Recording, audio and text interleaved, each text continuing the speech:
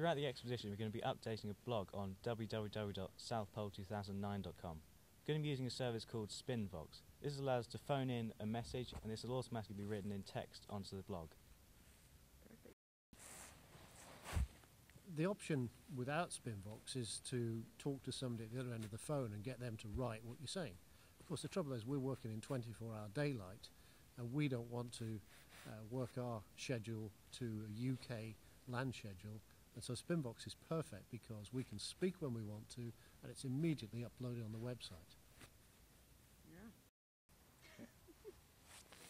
Hi, this is Matt. This is our first Vox update.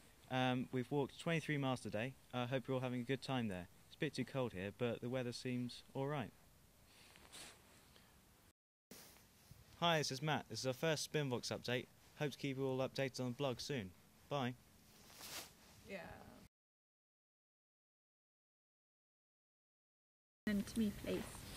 Hi, I'm Kevin Gaskell. I'm company director. I'm 50 years old, and I'm looking forward to spending the next few weeks walking to the South Pole.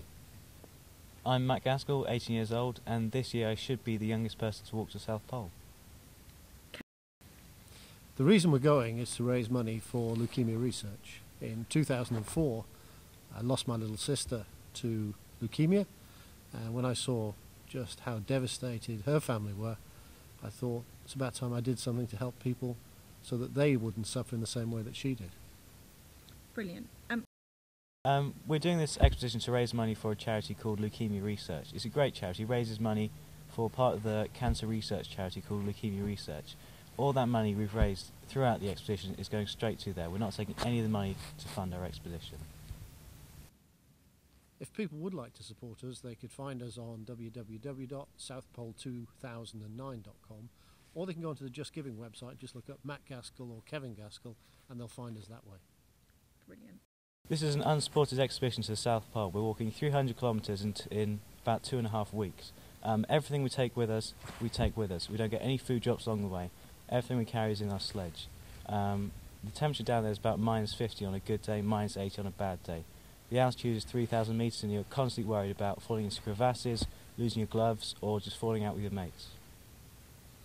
This is an unsupported expedition to the South Pole. Everything we take with us, we're dragging a sledge behind us. We're going to be walking 300 kilometres in 2.5 weeks. We're constantly going to be worrying about temperatures as cold as -50, high winds, altitude, and falling into endless crevasses. This is going to be a very dangerous expedition. You've got to be prepared for it. This is the coldest, highest, driest continent on Earth. It's going to be constant daylight and very, very cold. Continent. Yeah. We'll be pulling everything that we need in sledges behind us. Typically they'll weigh about 80 kilos, and in there we'll have everything from a tent through cooking materials. We just heat water. That's all we use to rehydrate food. We carry obviously all the meals that we use.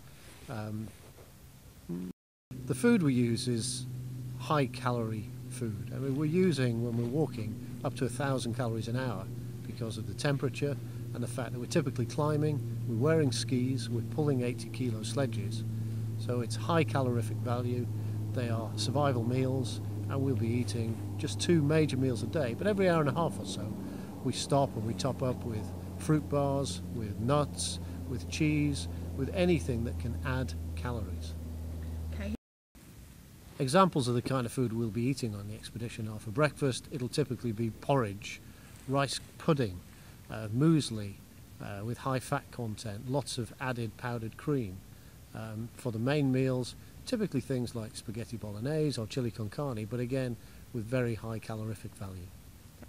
This is a very long and difficult expedition. It's taken a year of planning and a year of training, using things like swimming, cycling, running, and dragging tyres across hills.